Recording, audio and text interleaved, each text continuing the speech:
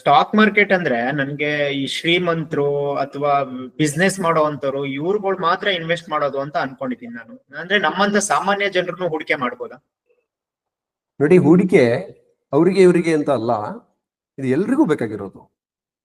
ಹಾಗಾದ್ರೆ ಎಷ್ಟು ಹೂಡಿಕೆ ಮಾಡ್ಬೇಕು, ದುಡ್ಡು ತುಂಬಾ ಜಾಸ್ತಿ ಇಲ್ವಲ್ಲ ಅನ್ನೋದು ಸಾಮಾನ್ಯರ ಭಾವನೆ, ಸತ್ಯ ಅದು.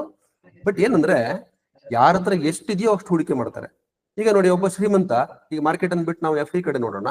ಒಬ್ಬ ಶ್ರೀಮಂತ ಒಂದು 10 ಲಕ್ಷನೋ ಅಥವಾ 1 crore ಎಷ್ಟೋ ಎಫ್ ಡಿ ಮಾಡ್ತಾನೆ ಅಂತ ಅನ್ಕೊಳ್ಳಿ. ಬಡವ ಒಬ್ಬ ಇರ್ತಾನೆ, ಸಾಮಾನ್ಯದವನು, ಅವ್ನು 10,000 ರೂಪಾಯಿ ಎಫ್ ಡಿ ಮಾಡ್ಬೋದು. ಹಾಗಾಗಿ ಅಲ್ಲಿ ಅವ್ರ ಹತ್ರ ಏನಿರುತ್ತೋ ಆ ತರ ಅವರು ಎಫ್ ಡಿ ಮಾಡ್ತಾರೆ. ಇಲ್ಲಿಯೂ ಸಹ ಅವರವರ ಕೆಪಾಸಿಟಿ ಎಷ್ಟೋ ಅದ್ರ ಪ್ರಕಾರ ಹೂಡಿಕೆ ಮಾಡ್ಬೋದು. ಎಷ್ಟು ದೊಡ್ಡ ಅಮೌಂಟ್ ಇದ್ರು ಅದೇ ಪ್ರಕಾರ ಹೂಡಿಕೆ ಮಾಡ್ತಾರೆ, ಚಿಕ್ಕ ಅಮೌಂಟ್ ಇದ್ರು ಅದೇ ತರ ಹೂಡಿಕೆ ಮಾಡೋದು. ಇಲ್ಲಿ ಲಾಭ ನಷ್ಟಗಳು ಅಥವಾ ಈ ಲಾಭನೇ ಬರ್ಬೇಕು ಅಂತ ಅದ್ರ ಲಾಂಗ್ ಟರ್ಮ್ ಅಲ್ಲಿ ಎಷ್ಟು ಹೂಡಿಕೆ ಮಾಡಿದಾರೋ ಅದ್ರ ಮೇಲೆ ಪರ್ಸೆಂಟೇಜ್ ಟರ್ಮ್ಸ್ ಅಲ್ಲಿ ಬರುತ್ತೆ.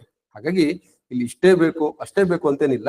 ಒಟ್ಟಾರೆ ನಾವು ಗಳಿಸಿದ ಹಣದಲ್ಲಿ ಒಂದಿಷ್ಟನ್ನು ಉಳಿಸಿ ಅದನ್ನ ಹೂಡಿಕೆ ಮಾಡೋದು. ಹಾಗಾಗಿ ಕಡಿಮೆ ಇದ್ದವರು ಸಹ ಆ ಕಡಿಮೆ ಹಣದಲ್ಲಿ ಎಷ್ಟು ಸಾಧ್ಯನೋ ಅಷ್ಟನ್ನ ಹೂಡಿಕೆ ಮಾಡೋಕ್ ಇಲ್ಲಿ ಅವಕಾಶ ಇದೆ.